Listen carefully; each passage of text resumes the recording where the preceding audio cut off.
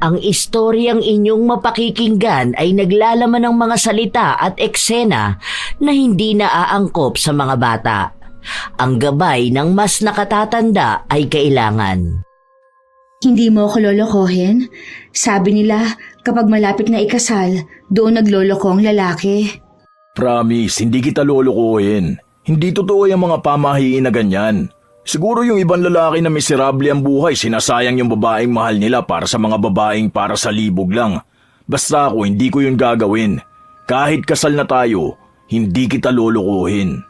Sana totoo yung sinasabi mo. Dahil sa oras na malaman kong niloloko mo ko, hindi ako magdadalawang isip na hiwalayan ka.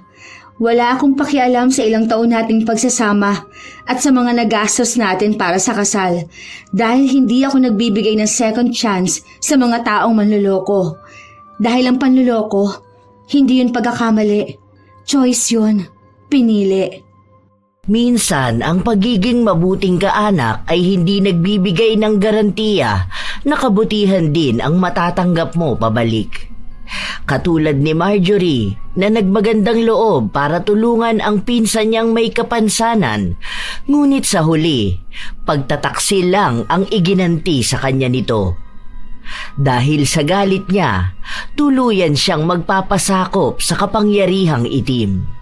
Sa paghihiganting gagawin niya, makakaya niya kayang maghilom sa sakit o ito lang din ang magiging dahilan para makaranas siya ng higit na pagdurusa.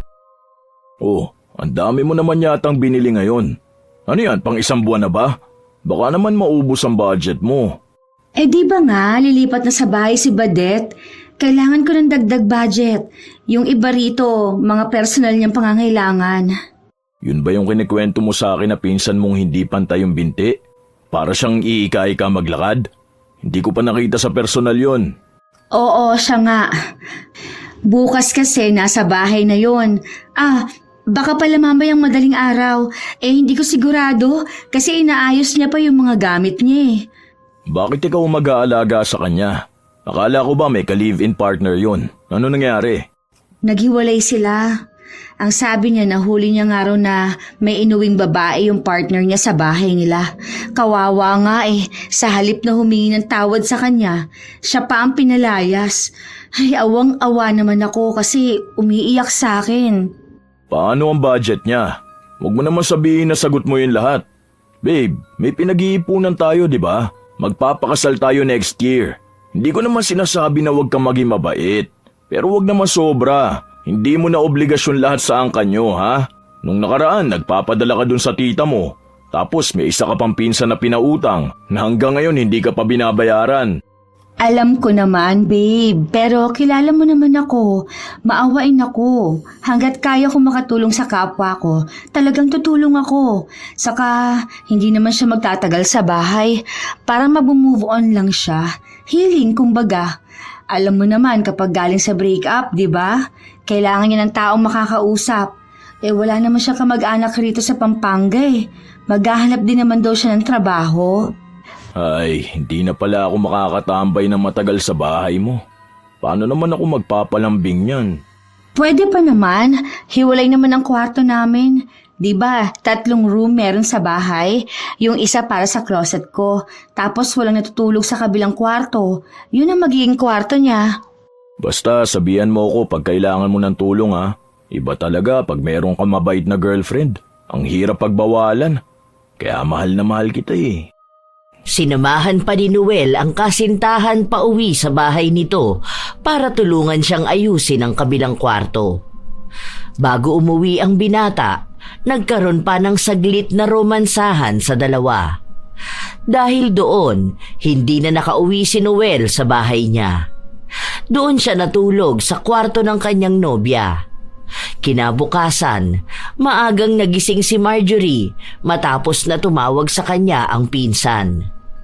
Maingat pa siyang kumilos dahil ayaw niyang magising ang nobyo sa himbing ng pagkakatulog nito. Bagong gising ka pa ata, ate? Sorry nakaistorbo pa ako. May pasok ka ba sa trabaho ngayon? Wala akong pasok kapag weekend. Tuloy ka. Labag mo na lang dyan yung mga gamit mo sa gilid ng sofa. Kumain ka na ba? Hindi pa kasi ako nakakapagluto. Yung naiwan dito yung pagkain namin kagabi. Okay lang yan, ate. Ano ka ba? Nakakahiya nga sa'yo eh. Hindi naman ako maarte. Huwag ka mag-alala. Huwag ka na mahiya. Tumutulong naman ako na bukal sa loob ko. Sandali iinitin ko ang pagkain. Kumusta ka naman pala? Eto, sobrang sakit pa rin ang puso ko. Ang hirap lang kasi tanggapin eh. Akala ko kasi mahal na mahal pa rin namin ang isa't isa. Tapos bigla ko malalaman na matagal na pala sila nung babae niya. Bakit naman ganun ang ginawa niya sa'yo? Ilang taon na nga ba ulit kayo? 3 years na kami, ate. Tapos 2 years na kaming live-in. Mabuti na lang hindi ako nagpakasal sa kanya nung February. Baka mas lalo akong kawawa, no? Ay, oo naman. Mabuti nilang talaga. Ang hirap niyan sa totoo lang ha. Kasi paano kung makilala mo na yung taong para talaga sa'yo tapos nakatali ka sa iba? Ay, hayaan mo na yon. Maganda ka naman, matalino at mabait. Alam ko na makakatagpo ka rin ng lalaking para sa'yo. Yung hindi ka lolokohin.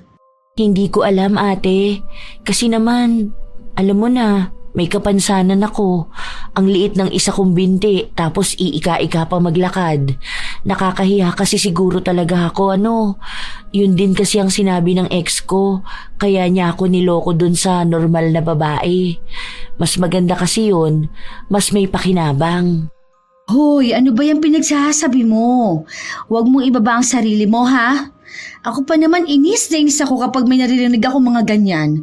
At ang kapal naman ng mukha ng lalaki na yon para sabihin na may diferensya ka. Baka siya ang may diferensya sa utak dahil cheater siya. Ay, ang aga nagigigil ako sa mga manloloko. Habang nagsasalita si Marjorie, bumukas ang pinto ng kwarto niya at lumabas ang kasintahan. Nabigla pa ito matapos na makita si Badeth. Medyo nagtaka pa siya pero naalala niya rin na may darating ngang pinsan ang nobya. Babe, siya yung pinsan ko, si Badeth. Badeth, si Noel, boyfriend ko. Hi, hello. Kumusta ang biyahe mo? Hindi ka ba nahirapan magpunta rito? Buti hindi ka naligaw. Hindi naman po, kuya. Kasi yung nabook ko naman alam na rito. Live-in na rin po ba kayo ni Ate Marge?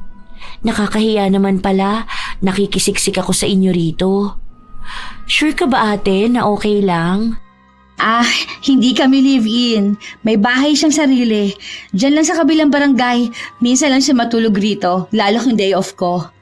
Ay, wag ka nang mahiya ka naman. Biro lang. Napag-usapan na natin to eh. Alam ko naman na pupunta ka rito. Wag ka na mag-post sa akin kasi hindi mo naman ako lolo. Bata pa ako. Wag mo na maipadaman na tumatanda na talaga ako. Palabiro pala tong boyfriend mo, ate. Ngayon lang kita nakita, ya. Gaano na ba kayo katagal?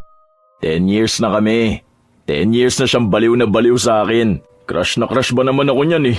Mga 1 year niya rin ako niligawan ha. Pero sulit naman. Kasi may pogi siyang boyfriend na magiging asawa na. Hoy, ang galing mo naman. Sino kayang sunod ng sunod sa akin noon? Kahit na ilang beses kong ipagtabuyan, panay pa rin sabi ng gusto ako? Oo na po, madam. Sige na po. Respeto naman sana sa bagong single dito, oh. Huwag niyo naman sana akong inggitin. Kawawa naman ako. Sino kalambingan ko? Ito kasi si Noel eh. Wag na nga. Baka mamaya bigla na lang tong umiyak. Kumain na nga lang tayo. Hindi yan. Magiging maayos din naman ako. Balang araw, makakatagpo rin ako ng katulad ni Kuya Noel. Mabait na, maalaga at mahal na mahal ang nag-iisang Ate Marjorie. Paano ba kayo nagkakilalang dalawa? Sige na, kwento nyo naman sa akin. Kasi ang naaalala ko lang, ate, bata pa ako noon, may boyfriend ka doon sa probinsya natin, di ba? Yung anak ni Kagawad. Oo, ang mo ko ngayon, naniloko rin ako. Yung last boyfriend ko, bago ko nakilala si Noel. Mga 1 taon din akong single ha, kasi dumaan ako sa healing talaga. Sa totoo lang, sobrang hirap talaga niyang pinagdadaanan mo. Ewan ko ba kasi sa mga lalaking manloloko? Hindi ko naman nilalahat ha, pero meron talagang hindi makontento eh.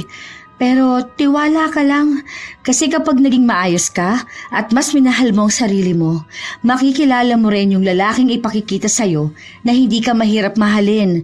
Yung taong kahit na anong trauma at trust issues mo, hindi magiging problema sa kanya. Kasi ipapakita talaga niya yung sa'yo yung mahal na mahal niya, kahit yung pinakasirang parte ng pagkatao mo.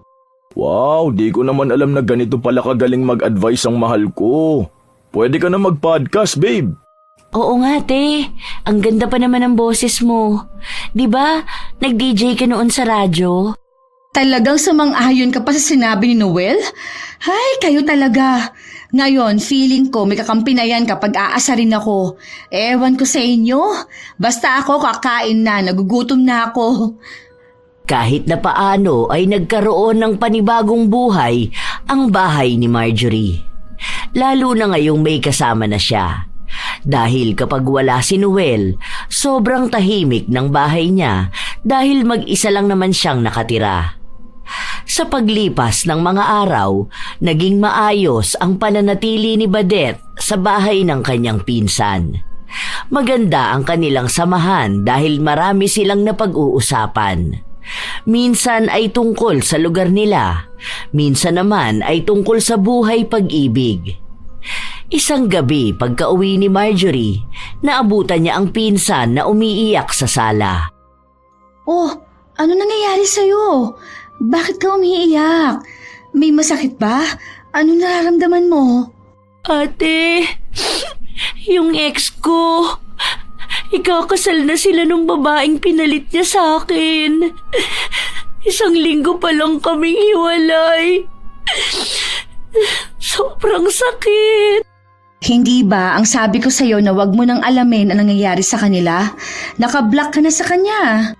Nag-stalk ako gamit isa kong account. Hindi ko kasi mapigilan eh. Miss na miss ko na kasi siya. Gusto ko na ulit siyang makita at makasama. Bakit ganun? Bakit parang wala lang sa kanya yung 3 taon namin? Bakit mas mahal niya yung bago niya? Ako yung nakasama niya nung walang-wala siya eh. Tapos ngayon, parang hindi na niya ako kilala. Hindi ba ako sapat para mahalin? Sapat ka. Kamahal-mahal ka. Sadyang hindi lang talaga ikaw ang gusto niyang makasama habang buhay. Kailangan mong gawin ngayon, maging matatag para sa sarili mo. Oo, alam ko parte ng pag-move on yung nararamdaman mo at valid naman ang feelings mo. Pero wag mo sanang hayaan na malugmok ka. Hindi lang sa kanya iikot ang mundo mo. Hindi siya ang buhay mo. Naging parte lang siya. Pero mahal na mahal ko talaga siya, ate. Hindi ko alam ang mangyayari sa buhay ko kung tuluyan na siyang mawawala sa akin. Hindi ko alam kung makakalimutan ko pa siya eh. Sobrang bigat sa dibdib ko. Ang hirap huminga. Kakayanin mo yan, naniniwala ako sa'yo. Sige, hayaan mong damahin niyang sakit na yan hanggang sa wala ka na talagang maramdaman. Mahal mo siya, oo, gets ko yon, pero kapag dumating ang araw na matanggap mo na yan, alam ko na magpapasalamat ka na hindi kayo nagkatuluyan. Sana nga, ate. Sana nga. Hindi natigil si Badette na umiyak. Awa ang tanging nararamdaman ni Marjorie dahil alam niya ang pakiramdam ng niloko ng lalaking minamahal. Alam niya rin na mahirap talagang matanggap na magiging masaya na ito sa taong ipinalit sa kanya. Kaya isinasama niya sa mga dasal niya ang paghilom ng kanyang pinsan at ng iba pang mga tao na nakakaranas ng ganong pakiramdam. Habang lumilipas ang mga araw, pinipilit ni Marjorie na libangin ang pinsan niya. Kaso, madalas kasi itong nasa loob lang ng bahay mag-isa kapag nasa trabaho siya. Ayaw din naman ni Badette lumabas-labas nang hindi siya kasama. Babe, 5 p.m. mamaya ha? Di ka ba mag-OT? Date tayo. Sunduin natin si Badette. Sure ka ba? Ayaw mo ba na tayo lang ang mag-date muna? Uwian na lang natin siya ng pagkain. Nag-aalala kasi ako sa kanya eh. Mag-isa lang siya dun sa bahay ngayon tapos ito pang usapan namin sa chat. Wala siyang ibang ginawa kundi ang magdrama. Palaging gusto na niyang mamatay. Kasi nga ayaw niyang makita na masaya yung ex niya kasama yung ibang babae. Hindi pa rin pala talaga siya nakaka-move on. 1 buwan pa lang naman, babe. Sino ba namang tao kayang mag-move on ng ganong kadali? Siguro yung mga taong may reserba o hindi na talaga mahal ang ex nila. Pero siya kasi, first love niya yun eh. Tapos mahal naman nila ang isa't isa. Kaso nga lang, niloko naman siya. Oh, sige na pala. Basta 5 p.m. sunduin kita ha. Pasok na ako. I love you. Humalik muna si Noel at naglambing sa nobya bago ito nagtungo sa kabilang palapag ng gusali na pinapasukan nila. Iisang kumpanya lang naman ang trabaho nila pero magkaiba sila ng departamento. Nagpatuloy sa trabaho si Marjorie habang kinakausap niya rin ang pinsan niya. Binibigyan niya ito ng magagandang salita at pag-asa. Hanggang sa hindi niya namalayan ng oras, malapit na matapos ang oras ng trabaho nila. Nang sandaling paalis na siya, kinausap siya ng amo niya na magdadagdag pa ng 2 oras sa trabaho dahil may kailangan silang tapusing report. Nakipagkita muna si Marjorie sa kanyang nobyo para sabihin na hindi sila magsasabay na umuwi. Pwede naman kitang hintayin dito sa sasakyan eh. 2 oras lang naman yan. Hindi na. Magpahinga ka na rin. Wala naman tayong pasok bukas. Doon na lang tayo mag-date. Ngayon ko nga gustong maglomi. Pwede naman yan bukas. Ako na lang magluluto para sa'yo. Para mas masarap pa. Ay, babe. Pwede na sa bahay ka na lang muna umuwi ngayon. Nag-aalala kasi ako kay Badet eh. Baka kasi kung anong gawin niya sa sarili niya. Sige na, babe. Please. Oo na, sige na. Wala naman ako magagawa eh. Magiging tagabantay na lang ako ng pinsan mong broken-hearted. Sige na, chat mo ako kapag pauwi ka na para sunduin kita. Hindi na, sabay na ako uuwi kay May. Basta chat mo ako ha. Ingat ka sa pag-uwi. I love you. I love you too. Chat ka rin kapag andun ka na sa bahay ha. Balitaan mo ako kung kumusta si Badet. Labag sa kalooban ni Noel noong una na sundin ang gusto ng nobya, pero ginawa niya pa rin. Pagkarating niya sa bahay, narinig niyang umiiyak si Badet. Hindi naman siya sanay na magpatahan ng ibang babaeng umiiyak, maliban na lang sa kanyang nobya. Gusto mo ba ng ice cream? Para tumigil ka na sa kakaiyak dahil sa walang yang ex mo. Andito ka na pala, kuya. Hindi kita napansin. Pasensya ka na, ha? Nakakahiya naman. Lagi na lang akong umiiyak. Sana makaya ko to. Ang hirap kasi. Tapos ang dami ko pang nababasang panlalait sa akin ng mga kaibigan at pamilya niya. Kanina, nagpalit siya ng profile pic kasama yung bago niya.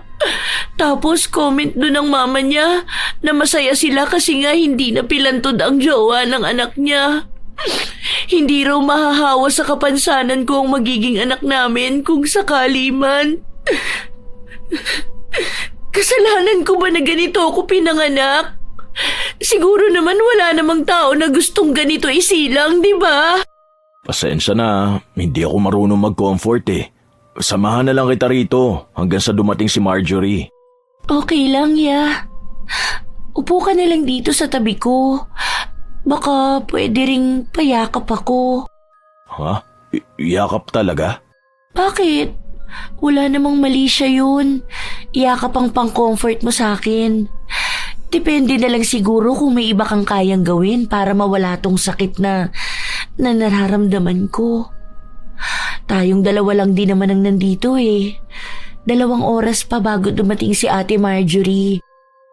Teka, kung saan-saan na napupunta ang kamay mo. Huwag dyan, baka hindi ako makapagpigil. Ayokong lukuhin si Marjorie, ano ba? Hindi naman to magiging panloloko sa kanya kung hindi kanya mahuhuli. Galingan mo na lang para hindi kanya mahalata. Alam mo ba, Unang kita ko pa lang sa'yo, iba na yung pakiramdam ko. Napatouch myself na nga lang ako nung araw na yon. Ang ganda pa ng boses mo. Nakakalibog tuwing naririnig ko. Iniisip ko nga minsan na sana ako na lang si Ate Marjorie. For sure, gabi-gabing mainit ang kama natin. Please, Badet, lumayo ka sa akin. Hindi to maganda. Nadadala ka lang ng emosyon mo dahil broken-hearted ka. Hindi to tama. Hindi tama, pero halata namang nararamdaman mo rin yung init ng katawan mo. Alam ko na gusto mo rin akong tikman, di ba? Baka kapag nangyari yun, mas hanapin mo ang katawan ko. Halata namang mas magaling ako kaysa kay Ate Marjorie. Try lang natin, para naman may thrill. Pinilit labanan ni Noel ang sarili niya kahit na nararamdaman na ng katawan niya na gusto na niyang bumigay. Iniisip na lang ni Noel ang tagal ng relasyon na meron sila ng kanyang nobya. Kung gagawa siya ng kasalanan, alam niyang maaaring masira ang mga pangarap na binuo nila. Hindi nagtagumpay si Badet sa pangaakit niya sa nobyo ng pinsan. Hanggang sa napapadalas na ganon ang ginagawa niya tuwing silang dalawa lang ang naiiwan na magkasama. Hindi na alam ni Noel kung hanggang saan ang hangganan ng pagtitimpi niya. Ang bango talaga ng mahal kong yan. Pakis nga po ako. Babe, ano ba? Nakita mong may inaasikaso ako ngayon, di ba? Kailangan ko itong maihabol ngayong gabi. Kasi naman tong si Clydin, hindi pa tinapos yung report niya bago nag-vacation leave. Ako tuloy ang nahihirapan ngayon. Mamaya na yan, babe. Sige na. Miss na kita eh. Pagbigyan mo na ako. Ilang buwan na natin tong hindi ginagawa. Hinaan mo naman ang boses mo, babe. Mamaya nasa labas si Badet, marinig pa tayo. Alam mo naman na manipis lang ang pader ng bahay na to. Buti sana kung tayong dalawa lang ang nandito, di ba? Uy, tara pala sa bahay. Doon ako lang talaga mag-isa. Ano, iiwan ko dito si Badet? Alam mo naman na hindi yun pwedeng mag-isa. Baka mamaya kung anong gawin niya sa sarili niya eh. Tsaka may ginagawa pa ako. Sa susunod na lang yan, wala ako sa mood. Naglalambing lang yung tao eh. Ano ba naman kung ituloy mo na lang yan mamaya? Panay na lang kasi ibang taong inaatupag mo. Paano naman ako? May pangangailangan din ako bilang lalaki. Ang kulit mo kasi. May ibang panahon pa naman para dyan. Alis na ako. Uwi na lang ako. Kesa naman nandito nga ako pero wala naman pala mangyayari. Chat mo na lang ako bukas kapag may pupuntahan tayo. Hindi pinigilan ni Marjorie ang nobyo dahil sobrang sanay na siya sa tagal ng panahon na ganoon si Noel. Alam niya naman na kapag gising ng nobyo kinabukasan, maayos na itong mag-isip at siya mismo ang hihingi ng tawad sa inasta nito. Pagkalabas ni Noel, naabutan niya si Badet sa sala, suot ang napakaiksing short at manipis na puting sando. Halatang wala itong panloob dahil bakat na bakat ang kanyang dibdib. Mas lalong nag-init si Noel. May mapang-akit din na tingin sa kanya si Badet. Gusto na niyang bumigay pero hindi niya alam kung paano. Nasa iisang bahay sila. Hindi niya pwedeng gawin yon nang kasama ang kanyang nobya. Marahan na lumapit si Noel sa dalaga at ibinigay ang isa pa niyang numero. Binulungan niya ito na pwedeng dumalaw si Badet sa bahay niya. Hating gabi na, habang mahimbing ang tulog ni Marjorie, lumabas ng bahay ang pinsan niya para puntahan si Noel. Akala ko hindi ka napupunta eh. Sino ba naman ang tatanggi sa ganito, di ba? Ang lakas talaga ng hatak mo.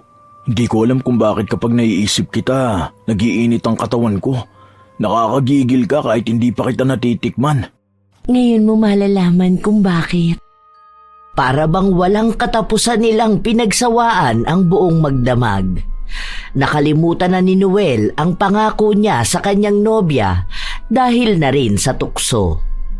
Magaling si Badet pagdating sa kama, kaya kuhang-kuha niya ang kiliti ni Noel. Hindi ganoon si Marjorie, kaya alam ng binata na hahanap-hanapin niya ang linamnam na dala ni Badet. Kinabukasan, umaga na nang umuwi si Badeth. Naabutan niya pa ang pinsan na nagluluto at halatang bagong gising din. Oh, akala ko natutulog ka na sa kwarto mo. Saan ka galing? Nagpahangin lang ako sa labas. Sinubukan ko maglakad-lakad mag-isa. Alam mo yun, para kahit na paano maging maayos naman ako. Ano, kumusta naman? Ayun, nagiging maayos na ako. Alam mo yun, te, sobrang gaan ng dibdib ko. Para na ulit akong nabubuhay sa mundo ko. Oo, minsan naiisip ko pa rin ang ex ko kasi mahal ko talaga siya. Pero ngayon, parang unti-unti ko na ring tinatanggap na hindi talaga kami ang itinadhana. Wow, yan na yun. Tuloy-tuloy na yan. May araw lang talaga na dadalawin ka na lungkot. Pero yun na rin ang araw na alam mong nakakausad ka na. Magiging maayos ka rin. Tatagan mo lang ang loob mo. Magpakasaya ka sa labas. Tapos kumilala ka ng mga bagong kaibigan. Makakatulong din sa'yo pag ganun. Oo nga, ate. Salamat din dahil nandyan kayo ni Kuya Noel kasi palagi niyo akong tinutulungan. Kung wala kayong dalawa, baka hindi ko talaga kakayanin ang buhay. Oo nga pala, tulog ba si Kuya Noel? Hindi naman siya dito natulog eh. Nagtalo kami kagabi kaya ayun, umuwi. Hindi mo naman ata pinagbigyan eh. Alam naman niyang busy kasi ako. Pero hayaan mo na, baka mamaya yan nandito na siya. Malawak ang ngiti ni Badeth dahil alam niya sa sarili niyang mas nakakalamang na siya sa kanyang pinsan. Nahirapan siyang maakit si Noel pero kilala niya ang karamihan sa mga lalaki. Madali silang matukso, lalo na kung hindi sila tinitigilan. Hindi lang unang pagkakamali ang nangyari dahil nasundan pa yon. Kapag hindi magkasama ang magkasintahan, sumasalisi silang dalawa. Madalas sa bahay ni Noel, minsan sa bahay ni Marjorie, o kaya sa hotel. Ang swerte talaga ni Ate Marge. Ibang klase. Iba ka maging halimaw sa kama. Lumalaman ka ng buo. Bakit hindi niyo ba madalas ginagawa to? Hindi naman mahilig si Marge. Minsan nga, once a month lang. Sa pilitan pa yun. Nung bago pa lang kami, siguro mga 3 times a month. Sinong mas magaling sa amin? Ikaw, ang dami mong posisyong alam. Medyo boring si Marge pagdating sa kama. Pero mahal na mahal ko siya. Mahal mo? Pero may ganitong nangyayari sa atin? Ayos ka rin ah. Okay lang din naman sa akin na ganito tayo. Isa pa, mas masaya nga yung nagtatago tayo eh. Huwag lang mahuhuli, no? Kasi sa ating dalawa, mas kawawa ka dahil mawawala sa'yo si Ate Marge. O kaya, pwede naman na tayong dalawa na lang, di ba? Ayoko. Iba pa rin si Marge. Mas magaling ka lang sa kama pero hindi kita kaya ipagmalaki sa pamilya ko at sa mga barkada ko. Sorry pero kasi mas kilala ng mga magulang ko si Marge at mahal siya ng mga yon. Magagalit sila kung ipapalit ko lang sa kanya isang gaya mo. Gaya ko? Anong gaya ko? Ano bang mali sa akin, ha? Talagang hindi mo pa alam kung anong mali sa'yo? Hindi pa ba nasabi sa'yo ng ex mo? So, nakakahiya talaga tong kapansanan ko? Ewan, baka para sa iba kaya kang tanggapin. Malay mo, kapag nakahanap ka ng ibang lalaki na seseryosohin ka kahit na ganyan ang binti mo, hindi pantay. Basta para sa akin, hindi ka pasado sa panlabas. Pwede naman kung pangkama lang. Maganda naman ang katawan mo Makinis ka rin at maputi. Hindi maitatanggi ni Badeth na nasaktan siya sa sinabi sa kanya ni Noel. Ang buong akala niya ay gusto talaga siya nito, lalo pa at napapadala silang nagtatalik. Malambing din ito sa kanya kapag silang dalawa lang ang magkasama. Ang buong akala ni Badeth, naghihintay na lang si Noel ng tamang pagkakataon para makipaghiwalay sa nobya nito. Pero mali siya dahil kahit pala may nangyayari sa kanila, kahihiyan pa rin ni Noel ang iniisip niya kapag nalaman ng lahat na ipinagpalit niya ang babaeng perpekto sa babaeng depektibo. Dahil dinamdam yon ni Badeth, gumawa siya ng paraan para mas lalong pag-awayin ang dalawa. Kung masisira niya ang relasyon ni na Marjorie at Noel, iniisip niya na siya naman ang pipiliin ng binata. May pupuntahan ka ba? Bihis na bihis ka ata. Wala naman. Lalabas lang ako. Bakit? Masama bang mag-ayos para sa sarili? Hindi naman. Maganda nga yan nag-aayos ka na ulit. Gumaganda ka na. Tama yan, huwag mong pabayaan ang sarili mo. Anong gusto mong palabasin? Napangit ako, ganon? O sige, ikaw na ang maganda. Siguro nilalait mo rin ako dahil pilantod ako. Ganon? Na di pantay ang binti ko? Napayat at mas maiksi ang isa? Akala mo naman kung sino kang perfect. Maganda ka lang naman dahil maputi at maganda yung mga damit mo. Pero kung ikaw ang naging ganito sa akin, baka mas pangit ka pa. Nagagalit ka ba sa akin? Wala naman akong ginagawang masama sa'yo. Wala ding masama sa sinabi ko. Pinapataas ko lang naman ang self-confidence mo. Kunwari ka ring mabait no? Akala mo talaga mahinhin kang babae Baka alis na nga.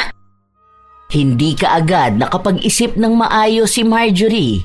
Hindi niya alam kung bakit bigla na lang nagbago ang pakikitungo sa kanya ng pinsan. Iniisip na lang niya na maaaring parte na lang yon ng pagbabago nito dahil sa sakit na naranasan niya. Hindi na pinatulan ng dalaga si Badet. Sa halip ay mas inunawa niya na lang ito. Pero habang tumatagal, may mga pasaring na sa kanya ang pinsan. Hindi man direktang sinasabi sa kanya, ramdam niyang may lihim itong galit sa kanya. Babe, nakikinig ka ba sa sinasabi ko sa'yo? Bakit nakatulala ka dyan? Anong iniisip mo? Alam mo, may napapansin ako kay Badet Ikaw ba? May napapansin ka bang nagbabago sa kanya? Ewan ko, ano bang pagbabago? Yung buhok niya, bagong gupit. Hindi yan. Kasi parang galit siya sa akin May naaalala ka bang nagawa ko sa kanya? Ay nako, wag kang magpaka-stress sa mga ganyang bagay. Hayaan mo siya sa buhay niya. Matanda na siya para isipin mo pa. Ano na, yung sa usapan natin. Di ba pupunta tayo sa Taiwan next month? Naayos ko na yun Basta yung leave mo, baka makalimutan mo. Ayokong hanggang dun magtatrabaho ka. Sige. Pero dadaan muna tayo kina mama mo, di ba? Yung ibibigay ko sa kanya, andun pa rin sa bahay. Nasabi ko na yun, naghihintay nga siya sa atin last week pa Pero ang sabi ko, busy pa tayong dalawa. Dadaan pa ba tayo sa bahay? Wait, may nagchat sa akin. Si mama yata to. Nakatingin lang si Marjorie sa mukha ng kanyang nobyo. Tila ba nagbago ang ekspresyon ng mukha ng binata? Hindi mawari kung bakit bigla na lang nagkaroon ng kakaibang pakiramdam sa kanyang dibdib si Marjorie. Sa tagal nilang nagsasama ni Noel, yun ang unang beses na nakaramdam siya ng pagdududa. Wala namang ibang pahiwatig, wala siyang nakita o narinig, pero meron siyang nararamdaman na maaaring may ginagawang mali ang nobyo. Nais niyang isawalang bahala yon, pero alam niya na hindi lang basta ang pakiramdam na yon. May babala ito para sa kanya. Simula nun, hindi na nawala sa utak niya ang paghihinala na baka niloloko siya ni Noel. Habang mag-isa si Marjorie sa loob ng bahay, biglang pumasok ang pinsan niya pero halatang may ginawa itong kababalaghan dahil sa gulo ng kanyang buhok at may marka pa sa kanyang leeg. Gising ka pa pala?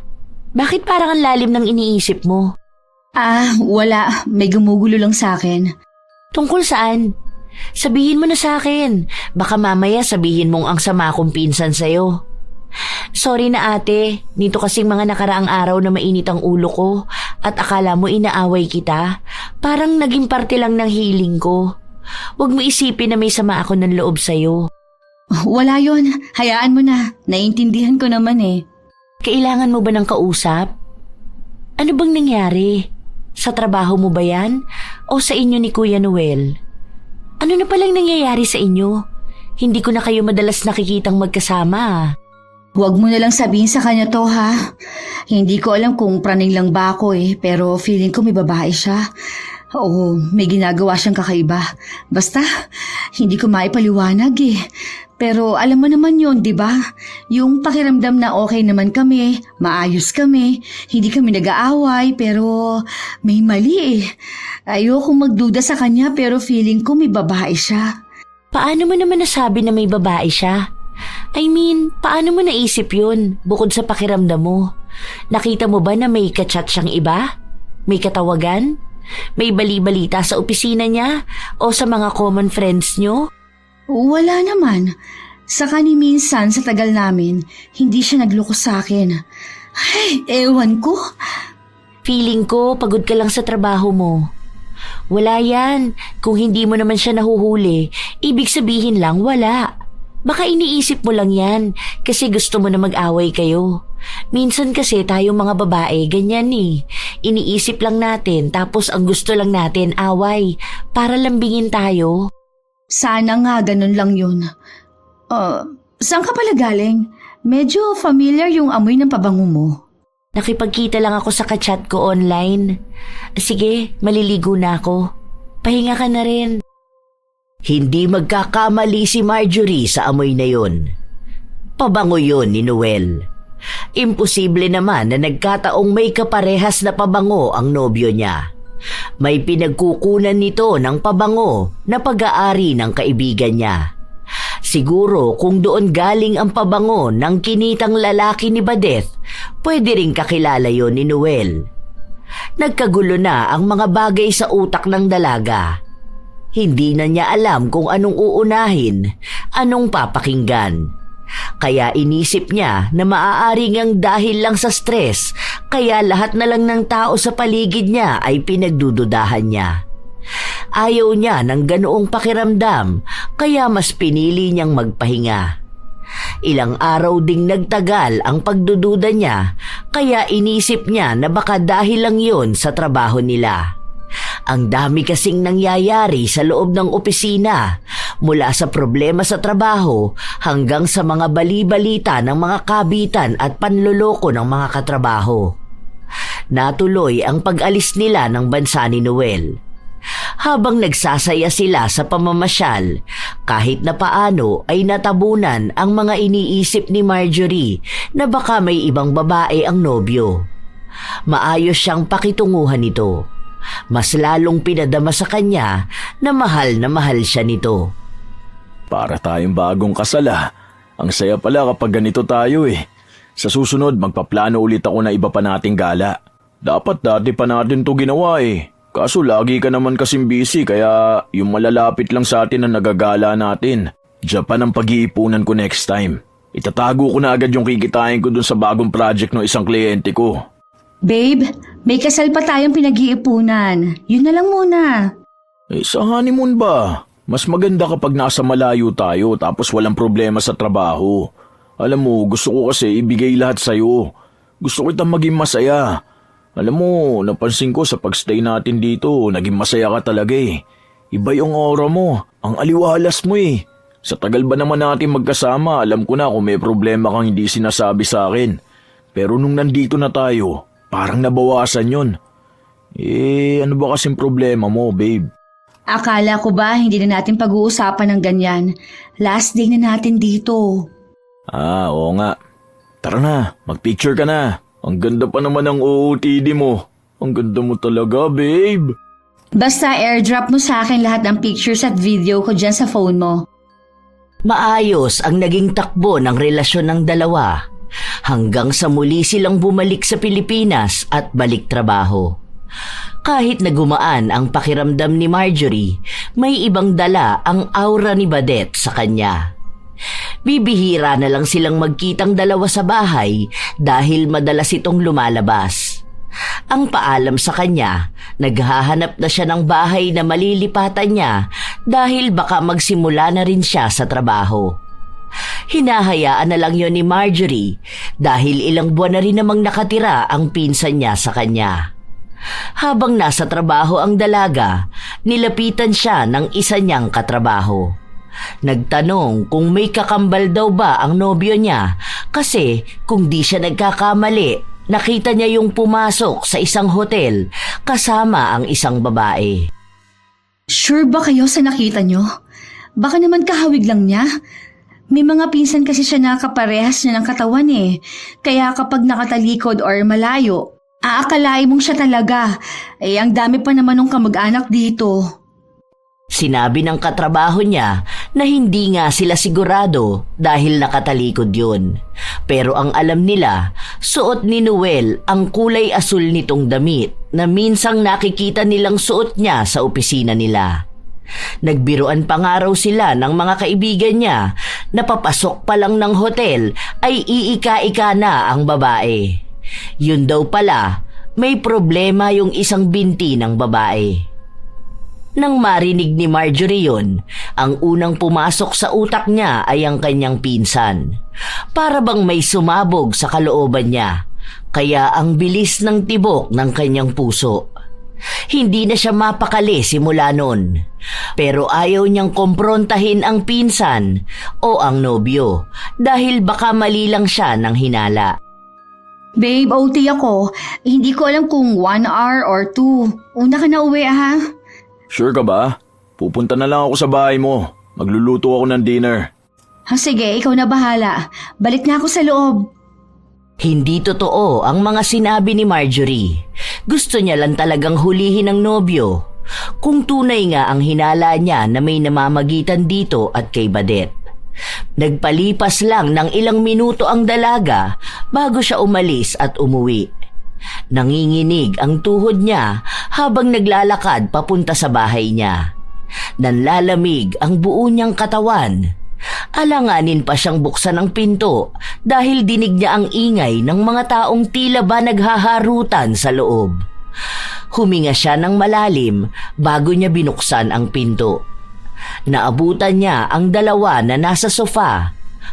Malapit masyado si Badet na kulang na lang ay kumandong sa nobyo.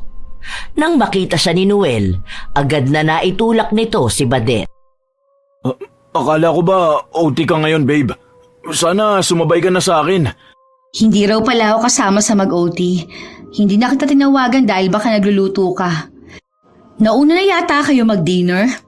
Nagpapakulo pa lang ako ng karne. Yung nakita mo kanina, Ate Marge, wala lang yun. Kinukulit ko lang si Kuya Noel. Miss ko na kasi ang mga kuya sa probinsya. Tumawag kasi sa akin. Sakto dumating si Kuya Noel. Munti ka na nga akong maiyak kasi miss na miss ko na ang pamilya ko. Ganun pala kayo ng mga kuya mo ka-close. May pahagat labi pa ha, tapos haplos sa buhok. Wala namang ibig sabihin yun, ate. Ano bang akala mo sa akin, mang aagaw? Alam ko ang pakiramdam ng niloko at inagawan. Hindi ko hahayaan na maramdaman mo yun o ng iba pang kababaihan. Tayo-tayo lang namang mga babae ang dapat nagsusuportahan eh. Saka halata namang mahal na mahal ka ni Kuya Noel, kaya hindi ka niya lulukuhin. Ano ka ba naman, babe? Ang bata pa niyang si Badet. Wala akong kapatid na babae kaya parang bunso na namin yan. Sa kapinsan mo yan. Walang mali sa nakita mo kanina. Eh bakit dalawa pa kayo nagpapaliwanag? Wala naman akong ibang ibig sabihin. Huwag kayong kabado. Wala lang sa akin yan. Pumasok sa loob ng kwarto si Marjorie. Bit-bit ang bigat sa kanyang dibdib. Pinipilit niya lang maging kalmado dahil alam niyang makakagawa siya ng mali sa kapwa niya kapag pinairal niya ang galit. Wala naman siyang naabutang ginagawa ng dalawa kaya wala muna siyang gagawin. Nang gabing yun, naging malamig ang pakikitungo ni Marjorie sa nobyo at idinahilan ang problema sa opisina. Doon na natili si Noel para lambingin ang nobya dahil ayaw niyang magduda ito lalo sa ginagawa nila ni Badet. Hilutin ko nga ang ulo mo para hindi ka masyadong stress. Bakit kasi ikaw lang ang sumasalo ng ganyang problema? May mas mataas pa naman posisyon sa'yo, di ba? Sila dapat ang magresolba niyan. Sa amin pa rin naman ang malaking epekto. Kaya kailangan din namin kumilos. Malaki yung bitbit ng department namin. Ayoko na isipin ang problema sa opisina. Gabi na. Dapat nagpapahinga na ako. Tara na, yakap ka na sa akin para naman makatulog ka na. Kawawa naman ang mahal kong yan. Lagi na lang stress.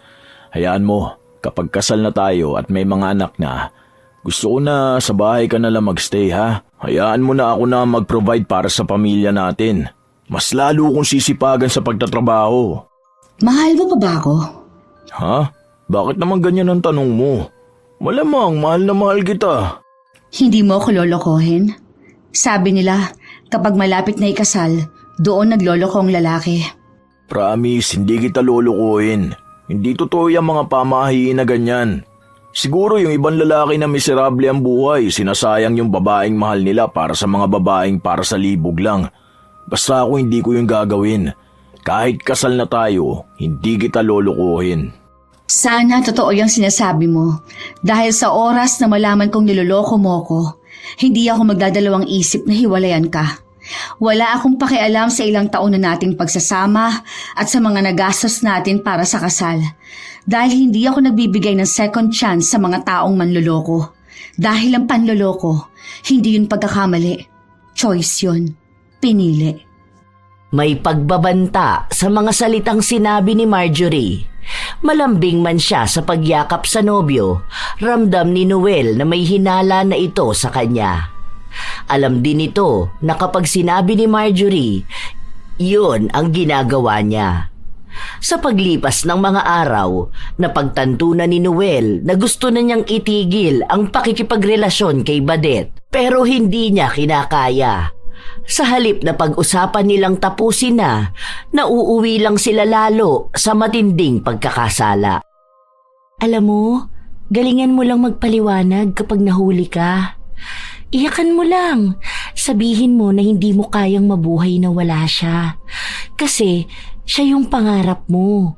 Tapos mangako ka lang na magbabago ka. Ligawan mo ulit siya. Tapos pakita mo na wala na talagang ibang babae. Ganun lang ba? Basic lang yun. Lahat naman nadadaan sa pagpapaawa. Lalo na kay Ate Marge. Sa sobrang bait ba naman nun? Hina mo naman kasi. Kalalaking tao mo, hindi ka marunong manloko. Makapagsalita ka dyan. Akala mo hindi ka niloko ng ex mo. Ako? Maloloko ng mga lalaki? Baka kamo ako ang nagloko. Ikaw pala. Bakit kumakaiyak ka nun? Akala mo naman aping-api ka. Nagpapaawa nga ako, di ba? Malamang kwento ko to, kaya ako ang bida. Kaya ko maging manloloko sa sino mang niloko ako. Magaling akong umiyak, kaya madali akong paniwalaan. Ganun lang yun. Kaya yun ang aralin mo, para kung sakali man na mahuli tayo ni Ate Marge, hindi ka niya basta iiwan. Ibang klase ka talaga. Ang galing mo sa lahat. Kasi masarap kapag ganito. Mas masarap nga ang may asawa at may karelasyon. Ang saya kaya nung magtatago kayo, kasi todo effort ang lalaki para lang hindi mahuli. Tapos kapag nahuli naman, pagalingan na lang magpalusot. Ayoko rin namang malayo sa'yo. Mahal lang nga kita eh. Ang gwapo mo kasi. Ang bango. Ang sarap. Tapos maalaga ka rin. Kaya kung magiging kabit man ako, sige, okay lang sa akin. Basta wag ka lang mawala. Kung mahuhuli ka ni Ate Marge, pwede naman tayong magpahinga. Tapos galingan mo sa sunod. Manipulahin at i-gaslight mo lang yun, tapos na agad. Sabay guilt trip mo pa. Wala na, iikot na ulit ang mundo nun sa'yo. Maniwala ka sa akin. Ang daming tinuturo ni Badet sa binata dahil alam niya na pwedeng sa mga susunod ay mahuhuli na ang kalokohan na ginagawa nila. Isang gabi, habang mag-isa si Marjorie sa loob ng kwarto, nagtingin siya ng mga litrato nila ng nobyo nung nasa ibang bansa sila. Nais niyang mag-upload ng mga litrato nila para sa kaarawan ng nobyo. Habang nagtitingin siya, napansin niya ang isang video na naisama sa ipinadala sa kanya ni Noel. Nang mapanood niya yun, doon na unti-unting gumuho ang mundo niya. Kuha yun ng pagtataksil ng dalawa sa kanya.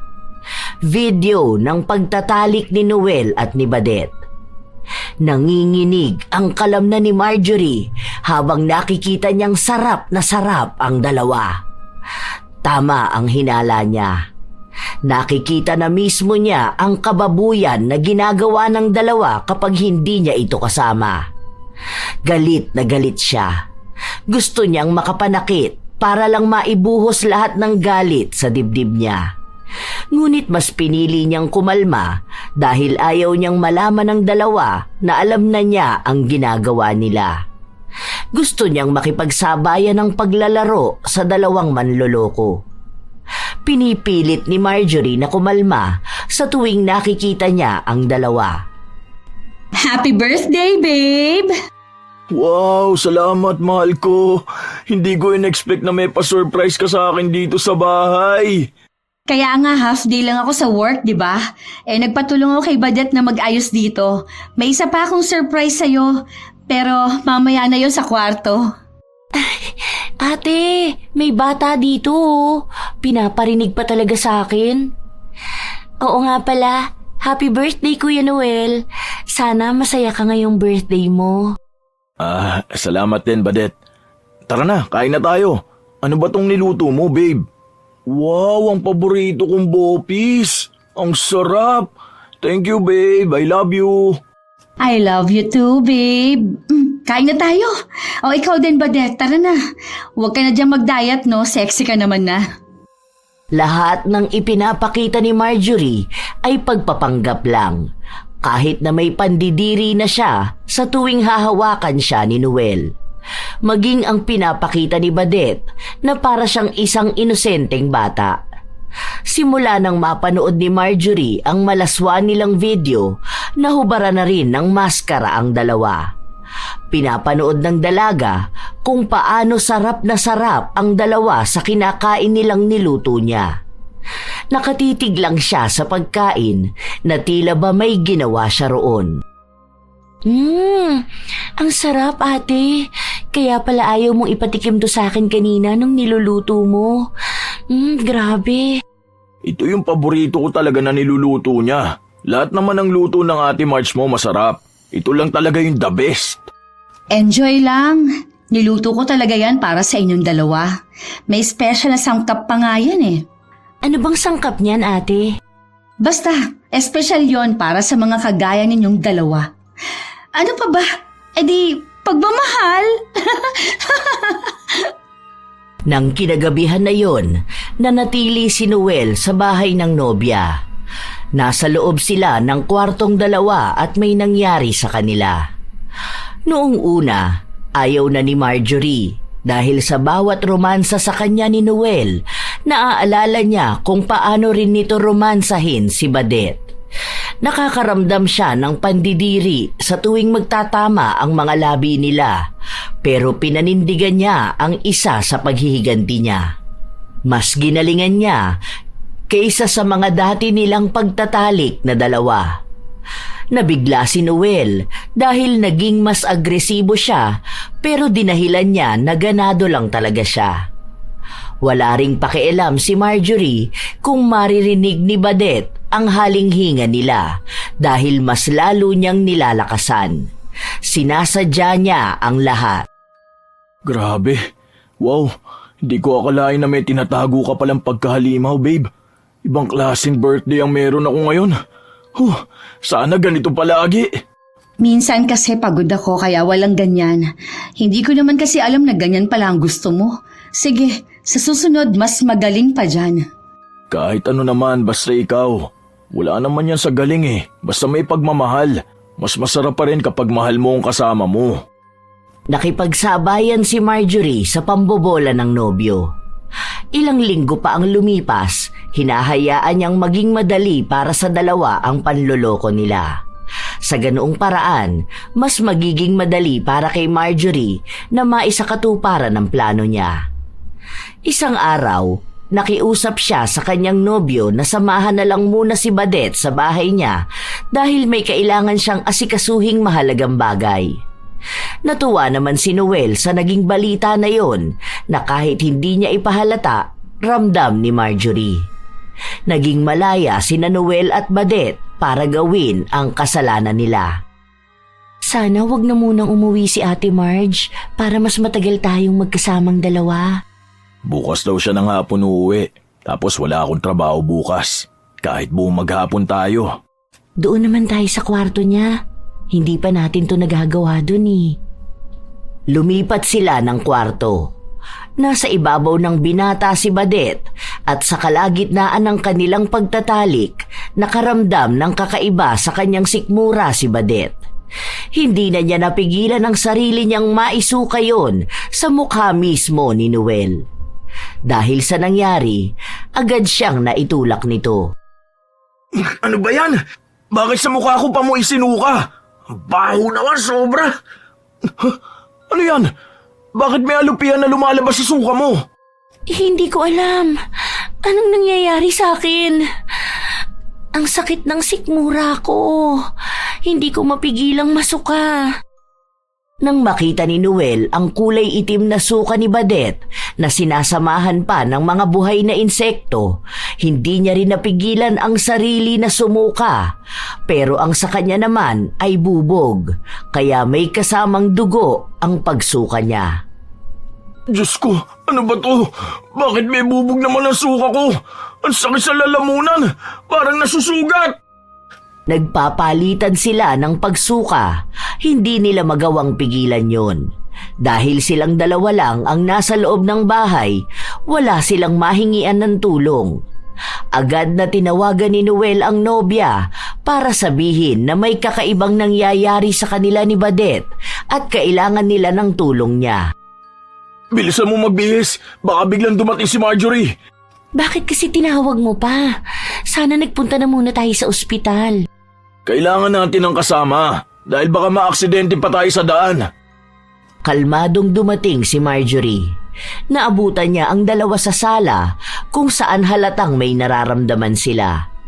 Ipinaliwanag ni Noel ang nangyari kaya agad din naman silang nagtungo sa ospital. Pero pagdating nila doon, normal na pagsuka lang naman ang nararanasan nila. Walang bahid ng kahit na ano, di katulad nung nandun sila sa kwarto. Nagmumuka silang baliw sa kapapaliwanag. Wala rin namang naniniwala sa kanila. Totoo, nakita ko talaga na may lumabas na bubog sa suka ko. Tapos si Badet, may buhay na alupihan. Ang dami pang insekto na kakaiba. Nakainom ba kayong dalawa? Totoo ang sinasabi ni Kuya Noel, ate. Ako nga ang unang nasuka eh. Nasukahan ko pa siya sa mukha. Nakita ko yung suka sa kwarto at sa kama. Paano mo siya nasukahan sa mukha? Nakapatong ka ba sa kanya? Hindi yung ganun, babe.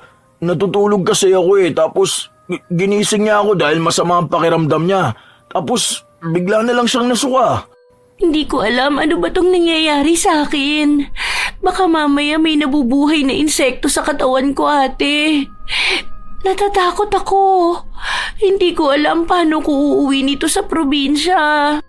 Sasamahan ko na lang muna kayong dalawa. Bukas, ako nang kukuha ng result sa hospital. Magpahinga kayo. Baka kung ano-ano iniisip nyo Kaya kung ano-anong nakikita ninyo. Wala namang kahit na maliit na insekto sa suka mo kanina, Badet. Baka sira na yung nakain mo, kaya sumama ang tiyan mo. May palihim ng ngiting sumilay sa labi ni Marjorie. Unti-unti na rin niyang nabibigyan ng leksyon ang dalawang manloloko. Gusto na lang niyang makita mismo ng sarili niyang mga mata kung paano sila magdurusa. Pagka-uwi sa bahay, agad na pumasok sa kwarto si Badet habang si Noel nakaupo lang sa sofa. Pareha silang pagod ang katawan at nanghihina. Ilang sandali pa, bago magluto ng pagkain si Marjorie, lumabas si Badet at nasuka siya sa harapan ng pinsan. Napaluhod pa siya dahil mas maraming insekto ang lumabas sa bibig niya. Kasunod naman niya ay si Noel na may mas malaking bubog naman. Nasugat pa ang labi nito at nagdugo. Ito yung sinasabi ko sa'yo, ate. Tulungan mo kami. Dalhin mo na ulit kami sa ospital. Ang sakit ng nararamdaman ko. Parang napunit pa ang bituka ko. Ate, tulungan mo kami. Ayoko ng ganito. Nakakadiri na. Baka may nabubuhay na insekto sa katawan ko. Ano? Masaya ba? Dalawa kayo nakakaranas niyan. Ayaw niyo yon? Matapos yung magpakasaya sa panloloko sa akin, sabay naman na kayong mapaparusahan? Ano bang sinasabi mo, babe? Ganyan talaga ang gawain ng mga manloloko, ano? Palagi na lang walang ginagawang kasalanan o masama. Huwag niyo na itanggi. Napanood ko ang sex video niyo. Ayos nga eh. Daig niyo pa yung mga porn star. Galing! Ang dami ko natutunang posisyon ha. Pero alam niyo, anong mas gusto kong posisyon na ginawa ninyo? Yan mismo. Ang pagluhod sa harapan ko habang nahihirapan kayo. Hindi ko alam ang sinasabi mo. Sino namang mapanira ang nagpadala sa inyan? Ang daming pwedeng gawin ngayon ng AI ha. Pwede nang palitan ng mukha ng tao. Wow, ibang klase. Ang galing mo na sa ganyang palusot ha. Tinuruan ka na ba ng walang hiyang baldadong to ha? Hindi niyo ako mapapaikot sa mga kamay ninyo. Matagal ko na itong alam pero tahimik lang akong gumagante. Hindi ko ito palalampasin. Gusto kong makita na nagdurusa kayong dalawa. Tutal, tapos na kayo magpakasaya. Ngayon, damahin niyo naman yung galit ko. Ate, maawa ka na. Wala naman kaming ginagawang masama ni Kuya Noel. Isang pagkakamali lang yun dahil sobrang lungkot ko. Hindi ko siya aagawin sa'yo. Isa lang naman ang nakita mo. Kung totoo mang may nakita ka. Yun lang yun. Hindi naman na naulit. Kung hindi din naman talaga makapal ang mukha mo, tinanggap kita sa bahay ko dahil nag-alala ako sa kalagayan mo. Pero anong ginawa mo? Nilandi mo si Noel. Alam ko na kung bakit mo ginapang ang boyfriend ko. Hindi ka kasi makalakad ng maayos. Hindi kasi pantay ang paa mo eh. Buti pa yung alupihan ano? Maraming paa, tapos pantay-pantay pa. Hindi gaya mo. Ganyan pala ang ugali mo. PWD ako. Pero kung makalait ka sa mga gaya ko, sobra na. Palibasa wala kang kapansanan eh. Tanga ka pala eh. Nilait ko ba lahat ng may kapansanan? Ikaw lang ang nilait ko kasi malandi ka. Idadamay mo pa pagiging PWD mo? Mandadamay ka pa ng ibang tao sa kalandian mo. Ikaw palang may gawa nito sa amin. Wala ka man lang konsensya. Baka totoo nga ang sabi ni nanay na mambabarang ang pamilya nyo. Ngayon, alam kong yun na nga ang ginagawa mo. Sa oras na maging maayos ako, lahat to babalik sa'yo. Lahat ng kasamaan mo. Ako pa pala, ha? Ang dapat na makonsensya ngayon? Ako na nga ang ginawa ninyo ng kasalanan. Ako pang makakarma? Baka totoo rin ang sinabi ng nanay ko na kaya ayaw ka sa probinsya kasi kung sino-sinong lalaki may asawa na lang ang pinapatos mo. Ngayon, naiintindihan ko na kung bakit pati ang nanay mo ayaw na sa'yo. Gapangin mo rin ba naman pati yung bago niyang asawa eh? Ewan ko na lang kung hindi ka pagtabuyan talaga. Nakakapit na pala sa'yo ang kalandian mo na yan. Naaawa-awa pa ako sa pag-iyak-iyak mo. Nagsasabi ka pa na magpapakamatay ka dahil niloko ka ng ex mo. Tapos malaman ko, ikaw pala yung kabit. Kalmado lang ako magsalita, pero galit na galit ako sa mga pinaggagawa ninyong kahayupan. Babe, sorry. Patawarin mo na ako, please. Hindi ko na uulitin. Pangako ko sa'yo. Mahal na mahal kita. Isang beses lang naman to nangyari. Isang beses lang kita niloko. Isang beses na pagkakamali lang to. Pwede pala yung ganun. Basta isang beses lang ginawa. Isang beses na pagkakamali. Sa pinsan ko pa talaga. Binaboy niyo na ako. Binaboy niyo pa tong bahay ko. Sinabi ko na sa'yo, Noel. Hindi ako nagbibigay ng pangalawang pagkakataon sa mga lalaking manloloko. Wala akong pakialam sa 10 taon nating pagsasama. Dahil sana, bago mo ako lokohin, inisip mo muna ang mga masasayang. Ngayon ka pa iiyak at hihingi ng tawad? Kung hindi ko pa kayo nahuli, hindi ka naman makukonsensya eh. O ayan, hinahayaan ko na kayo na magsamang dalawa. Hindi nyo na kailangan magtago. Pero sabay din kayong pagdurusahan ang ginawa ninyo sa akin. Hindi ako magpapatawad. Hanggang kamatayan tong galit ko sa inyo. Kung paanong bawat minuto akong pinapatay kapag naaalala kong kataksilan ninyo. Ganoon din bawat minuto niyong mararamdaman na para kayong pinapatay sa sakit ng paghihiganti ko. Ilang beses na nagmakaawa kay Marjorie ang dalawa pero wala siyang pinakinggan sa kanila. Para bang namanhid na talaga ang buong pagkatao niya para hindi na makaramdam ng awa. Ganon ang sakit na idinulot sa kanya ng dalawa. Nagbago na siya. Wala na ang dating Marjorie na mabait at mapagpatawad. Ilang araw ang lumipas, nasa bahay lang sila palagi. Nag-resign na si Marjorie sa trabaho habang si Noel naman ay hindi makapasok dahil palagi siyang nagsusuka. Si Badet naman patuloy na naghahanap ng taong tutulong sa kanya pero wala siyang malapitan. Hindi lahat ng kaanak nila ay kasing bait ni Marjorie. Maging ang pamilya niya ay itinakwil na siya dahil na rin sa ginawa niyang pang-aakit sa bagong asawa ng kanyang ina. Ibinalita rin ni Marjorie sa mga kaanak nila ang ginawa ni Badet, kaya lahat sila natatakot na magpatuloy ng ahas.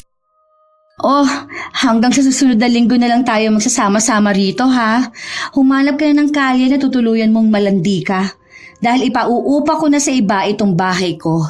At ikaw namang manloloko ka? Umuwi ka na sa bahay mo? Pwede pala kayo magsama dong dalawa. Total, bagay naman kayo. Hindi ka pa ba masaya sa nakikita mo? Hirap na kami rito. Kahit kumain, hindi na namin magawa. Hindi ka talaga makakakain. Masisikmura mo ba na kainin ang niluto ko? Malulunok mo ba na yung ipakakain ko sa inyo galing sa sarili kong pera? Baka akala mo obligasyon kita. Lumalabas na ang tunay mong kulay. Okay lang. Ano namang paki ko? Sarap nyo ang panoorin kapag nahihirapan kayong ilabas sa bibig ninyo yung mga kakaibang bagay. Medyo nakakainis nga lang eh. Dami kong lilinising insekto. Daming ipis eh. Takot pa naman ako sa ipis. Tapos kadiri kasi nilalabas ang bibig mo. Okay lang. Marumi din naman yan. Nakahanap na ako ng albularyo na lalaban sa kasamaan mong demonyo ka. Ang mga babaeng mahinhin na gaya mo talagang nasa loob ang kulo eh. Wala kang awa. Hindi naman kasi nakakaawa mga malalanding babae at mga agaw na gaya mo. Yung mga katulad mo ang kanser sa lipunang ito. Mapanira ng relasyon, mapanira ng pamilya. Walang dapat na maawa sa gaya mo. Tama lang yan. At kung makikita rin lang naman ng mga babaeng inagawan mo ang nangyayari sa'yo ngayon, baka makulangan pa sila. Yung mga babaeng pinaiyak mo gabi-gabi dahil proud kabit ka. Baka magpasalamat pa sila sa akin dahil ipinaghiganti ko sila. Hindi ko kasalanan na ginusto ko ng mga asawa nila. Pinili ako ni Noel dahil mas higit ako sa'yo. Pinili ka kasi nilandi mo. Oo, may kasalanan din yung hayop na yan. Pero may kasalanan ka rin bilang babae. Paano mo na-attempt na magpaawa samantalang noong ginagawa niyo yun, hindi kayo nakaramdam ng awa sa akin? Hindi niyo iniisip kung anong magiging epekto nun sa akin. Mabait naman ako ha. Natigil lang yon dahil sa sakit. Kung alam nyo lang, mas higit na nararamdaman ninyong nararamdaman ko ngayon. Kung tutuusin, pwede na sanang kamatayan na lang diretsong mangyari sa inyo. Pero ayoko. Dahil walang saysay kung ililibing kaagad kayo. Mas maganda kung araw-araw kayo magmamakaawa sa kamatayan ninyo. Pabigat ng pabigat ang dibdib ni Marjorie. Kahit na nakikita niya ang paghihirap ng dalawa, hindi siya nasisiyahan. Ilang araw pa ang lumipas, walang nagbabago sa nangyayari sa dalawa. Palagi niyang naririnig na umiiyak sila, nagmamakaawa at humihingi ng tulong. Pero bingi na siya. Ubus na. Pinapaalis na rin niya si Noel, pero ang binata ang nagpupumilit sa sarili niya. Mabilis ding bumagsak ang katawan ng dalawa dahil hindi na sila nakakakain ng maayos at hindi rin natitigil ang pagsusuka nila. Babe, maawa ka na. Patawarin mo na kami. Pangako ko sa'yo na ito na ang huling beses na lulukuhin kita. Ayoko ng ganitong pakiramdam. Ang sakit na. Ang hirap na. Ito na talaga ang huling beses dahil tapos na tayo. Nasabi ko na rin sa mga magulang mo na hiwalay na tayo. Tinapos ko ang ugnayan ko sa kanila ng maayos. Lalo at wala namang silang nagawang masama sa akin eh. Kaya gusto ko magpaalam sa kanila. Wala na tayong pag-asa, Noel. Hindi na maaayos itong relasyon natin. Babe, hindi ko kaya mabuhay nang wala ka. Ikaw yung babaeng gusto kong makasama habang buhay. Mahal na mahal kita. Hindi na ako makakahanap ng iba pang gaya mo. Please, hayaan mo akong patunayan sa'yo na magbabago ako. Kung iiwan mo ako, patayin mo na lang ako. Nung masaya ka bang umuungol habang nakapatong sa kanya, yan ba ang naisip mo? Mahal mo ko, pero sinaktan mo ko? Anong pagmamahala meron ka? Ano, deserve ko ba na ganituhin? Maayos tayo eh. Oo, may mga pagkukulang ako bilang girlfriend mo. Pero hindi sana umabot sa puntong kailangan mo akong gaguhin. 10 taon yun, Noel. Nung araw na naisipan mo magkamali, yun na rin ang araw na tinigilan mo kong mahalin. Alam mo ba kung anong mga tanong ang paulit-ulit na nasa utak ko? Ha? Naging masaya ka ba sa akin? Mahirap ba akong mahalin? Ganyan lang ba ako kadaling lokohin? Alam mo yung pinagdaanan ko noon. Alam mo kung gaano kagalit sa mga manloloko pero ginawa mo ulit sa akin eh. Mas masakit. Mas masahol ka. Alam kong mali ako, inaamin ko yun. Natukso ko. Nagpadala ako sa kasalanan. Pero hindi ibig sabihin na hindi kita mahal. Ikaw lang yung babaeng nakikita ko mamahalin ko ng walang hanggan. Please babe, hindi ko kaya. Please patawarin mo ako. Kahit buong araw ako lumuhod sa harapan mo gagawin ko. Basta bigyan mo ako na isa pang pagkakataon para ayusin ang mga kasalanang nagawa ko sa'yo. Siguro sa pagpapatawad, maglalaan pa ako ng mahabang panahon. Galit na galit ako eh. Hindi to basta mawawala. Para akong binabangungot ng gising. Pero sa pagbibigay ng chance, wala na. Hindi na yun mangyayari kahit na kailan. Hindi ko kailangan na lumuhod ka pa. Ayoko na. Kasi kung magkakabalikan tayo, hindi na maaalis sa utak ko na uulitin mo lang ulit ang ginawa mo. Magkakagulo na tayo palagi. Hindi na mawawala ang pagdududa sa akin. Please, babe.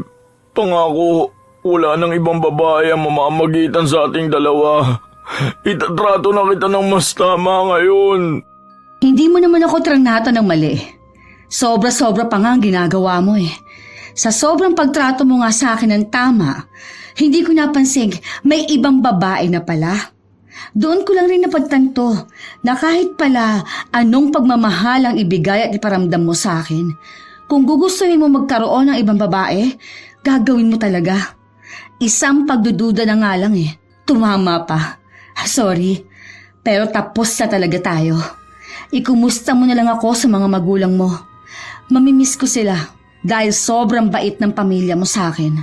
Hindi ko na sila ulit makikita kung paanong hindi na ulit tayo magkikita pagkatapos nito. Doon lang unang beses na pumatak ang luha ni Marjorie. Hindi na niya naitago ang emosyon niya. Ang dami niyang panghihinayang sa relasyon nilang nasira. Hindi lang sa mga pangarap nilang binuo, hindi lang sa nakaraan nilang pinagsamahan, kundi pati na rin sa pamilyang nakasanayan na niya ng mahabang panahon. Pero wala na siyang balak pang ayusin ang anumang meron sila ni Noel. Gusto na lang niyang ayusin ang buhay niya. Dumating ang araw na sinundo ng kapatid ni Noel ang binata sa bahay ni Marjorie. Ilang beses itong humingi ng tawad sa ginawa ng kapatid niya at sinabi nito na alam niya ang ginagawa ni Marjorie sa dalawa. Pero hindi na nila yon pinakialaman. Nakiusap na lang siya na kung darating man ang araw na magpapatawad siya, sana mawala na rin ang paghihirap ng kapatid niya. Matapos nun, pinalayas ni Marjorie si Badet. Iniwan niya to sa labas ng bahay kasama ang mga damit nito. Yun na rin kasi ang araw na aalis si Marjorie.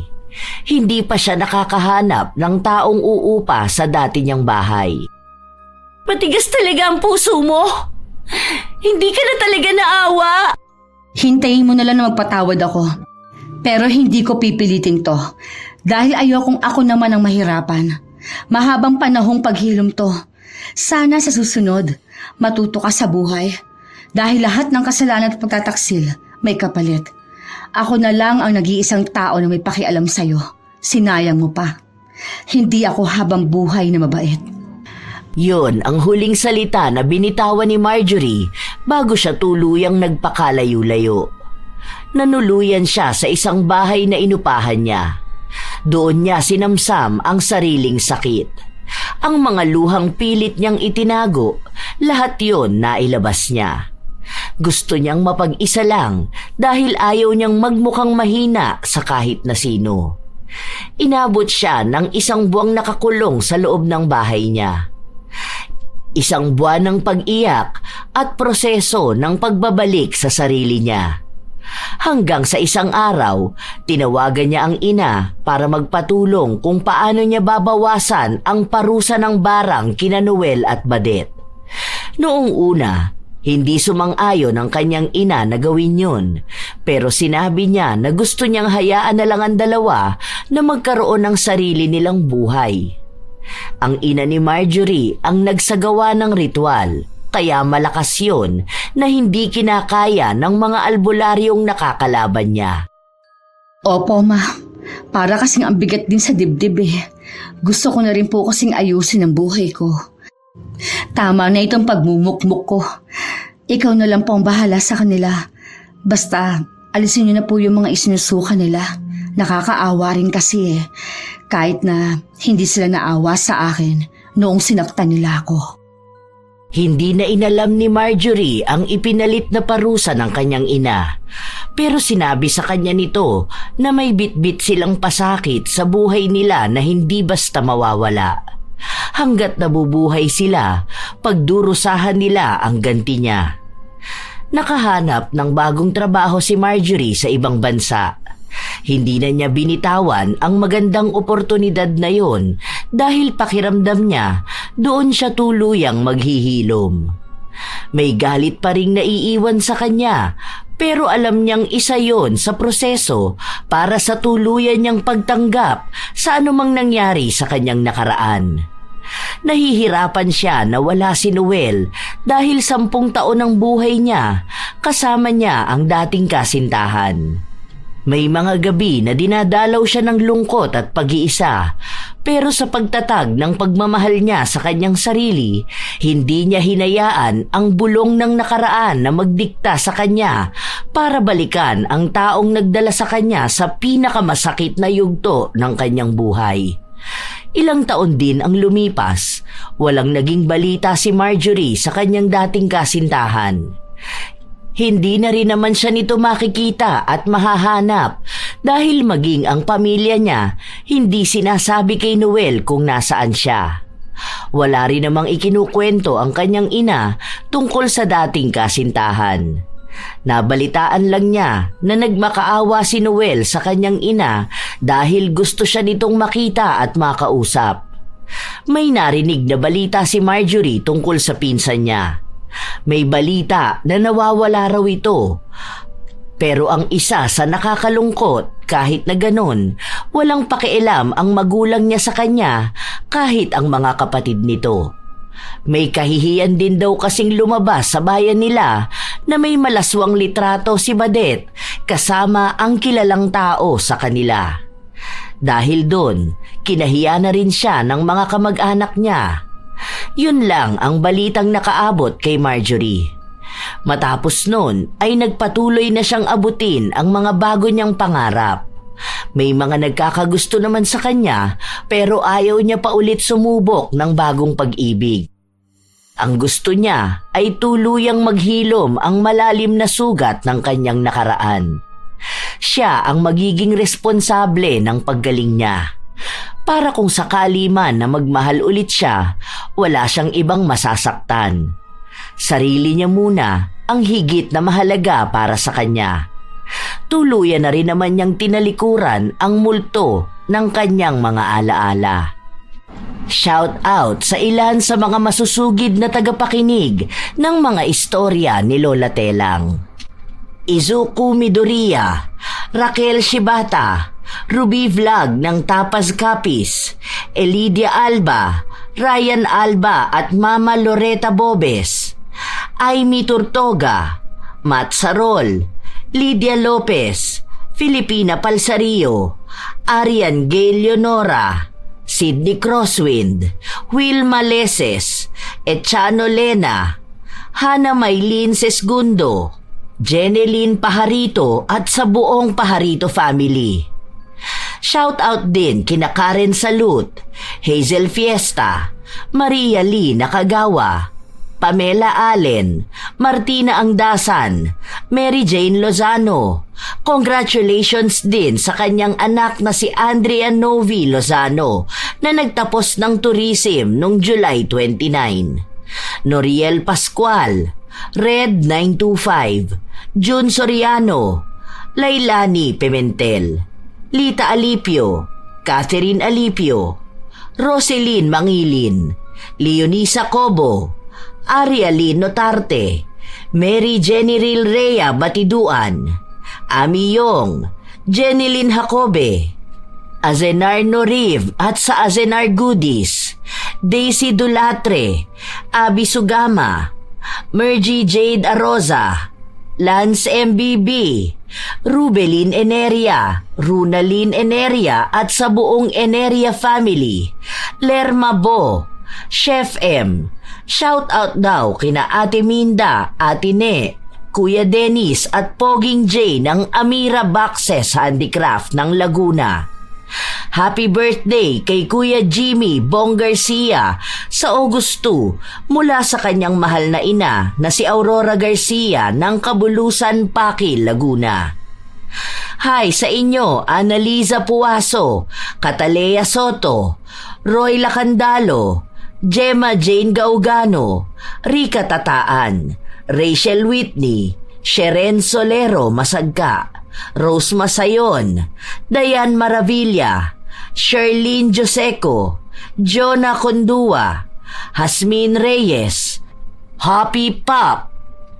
Salamat sa pakikinig, Maria Luisa Chavaria, Basanta Mila, Filipina Palsario, Mel Santarita, Christian Gonhoran, Candida De Balucos, Elidia Bobes at shoutout daw kina Ryan Alba, Loretta Bobes at Elidia Alba, Kimpoy Feliciano, Matt Sarol, Madel Mergal, Gina Monesterial, Nashti 28, Francesca Liana, Keshalyn Mata, Asodisen Serila, Febe Rañada, Richel Ann, Luri Ann Vitalicio, Giovanni Divina Gracia.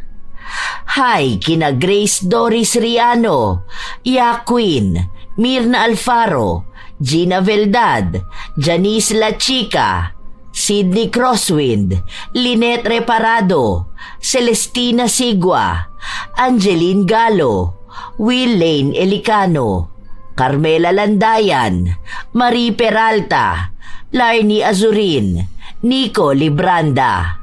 Shout out sa inyo, Inda Perez, Pamela Agasang, Annaliza Puaso, Rica Tataan, Hana Maylin Sesgundo, Sheren Solero Masagka, Mayla Lanon, Rode May Panaligan, at sa Malipaunon family, Librado family, Panaligan family at Hilado family. Mark Chawi Cabalud, Florence Hervasio, Perlin Nicor, Francisco Neng at sa kanyang asawa na si Jeremy Saranillo Francisco ng Madina, Saudi Arabia. Verheven at kay Jane Manheven ng Singapore. Hi kina Fatima Perez at kina Milagrito Absalom, Francisco at Fatima Falcatan Perez from Palawan, Anha Rose Ayeras, Elizabeth Dungca, Jonalyn Barameda, Ivy Pastolero, Ray Galedo at sa Galedo family ng Kabuyaw, Laguna, Leonora Consensino, Sham Nisrin Raif Vlogs, Veronica Caspillo, Marifeta Mor, at kay May Olero. Ito ang inyong Lola Telang at maraming salamat sa pakikinig nyo mga apo.